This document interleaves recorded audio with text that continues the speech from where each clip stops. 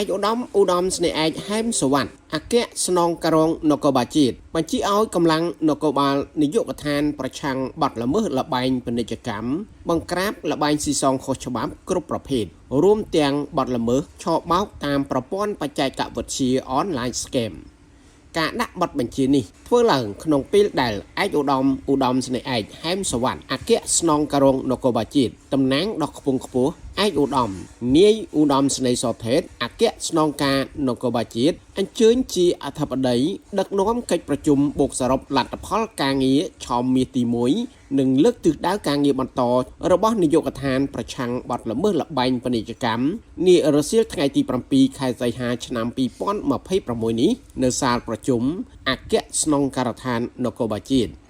ឯកឧត្តមស្នេហ៍ឯកហែមសវណ្ណបានណែនាំក៏ដូចជាក្រើនរំលឹកដល់កងកម្លាំងទាំងអស់ត្រូវប្រកាន់ខ្ជាប់នៅក្រមសីលធម៌វិជ្ជាជីវៈនគរបាលដោយមិនត្រូវចូលខ្លួនទៅជាប់ពាក់ព័ន្ធឬនៅពីក្រោយខ្នងបទល្មើសណាមួយឡើយជាមួយគ្នានេះឯកឧត្តមស្នេហ៍ឯកហែមសវណ្ណក៏បានឯកភាពលើរបាយការណ៍ដែលអានដោយលោកឧត្តមស្នេហ៍ទូអុកវីរៈអនុប្រធាននាយកដ្ឋាននិងបានឯកភាពលើផ្ដាល់មតិណែនាំរបស់លោកឧត្តមស្នេហ៍ត្រីសេនសុភាពប្រធាននាយកដ្ឋានប្រឆាំងបទល្មើសលបែងពាណិជ្ជកម្មព្រមទាំងបានកោតសរសើរវិតម្លៃខ្ពស់ចំពោះថ្នាក់ដឹកនាំនិងមន្ត្រីទាំងអស់នៅកិច្ចខិតខំប្រឹងប្រែងនាពេលកន្លងមកសម្រាប់លទ្ធផលបានល្អប្រសើរ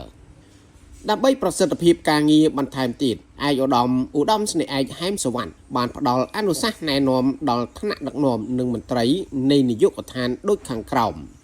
1. ត្រូវប្រកាន់ខ្ជាប់នៅក្រមសីលធម៌មន្ត្រីនគរបាលរាល់ពេលបំពេញបេសកកម្មហាមប្រព្រឹត្តប្រាសចាកពីច្បាប់កំណត់ក្នុងករណីរកឃើញបើស្រាលអនុវត្តតាមវិន័យកងកម្លាំងបើធ្ងន់ធ្ងរនឹងទៅតាមច្បាប់ 2. រៀបចំផែនការក៏ដូចជាទូនាទីភារកិច្ចមន្ត្រីនិងថ្នាក់ដឹកនាំនាយកដ្ឋានដើម្បីធ្វើការចុះបង្ក្រាបទីតាំងបើកលបែងស៊ីសងខុសច្បាប់ជាពិសេសភូមិសាស្ត្ររាជធានីភ្នំពេញ 3. មិនត្រូវជាប់ពាក់ព័ន្ធឬដកខ្លួនចេញជាបន្ទាន់ករណីពាក់ព័ន្ធនឹងរឿងលបែងស៊ីសងខុសច្បាប់និងកាស៊ីណូដែលមិនមានអាជ្ញាប័ណ្ណ 4. ជំរុញឲ្យនាយកដ្ឋានកោះហៅនិងណែនាំដល់បុគ្គលណាដែលផ្សព្វផ្សាយអំពីលបែងខុសច្បាប់គ្រប់ប្រភេទនៅលើបណ្ដាញសង្គមក្នុងករណីណែនាំហើយនៅតែមិនបញ្ឈប់សកម្មភាពកម្លាំងជំនាញត្រូវអនុវត្តនីតិវិធីដែលអាចឈានដល់ការឃាត់ខ្លួន 5. ជំរុញតាមបណ្ដាស្នាក់ការយកចិត្តទុកដាក់ខ្ពស់ក្តាប់សភាពការដែលកើតឡើងនៅក្នុងកាស៊ីណូនិងធ្វើរបាយការណ៍ឲ្យបានច្បាស់លាស់ពង្រឹងការអនុវត្តចំណានិងថ្នាក់ដឹកនាំប្រគល់ជូនដោយយកចិត្តទុកដាក់អនុវត្តនិងឆ្លើយតបឲ្យបានឆាប់រហ័ស 6. ពង្រឹងការអនុវត្តចំណាដែលថ្នាក់ដឹកនាំប្រគល់ជូនដោយយកចិត្តទុកដាក់អនុវត្តនិងឆ្លើយតបឲ្យបានឆាប់រហ័ស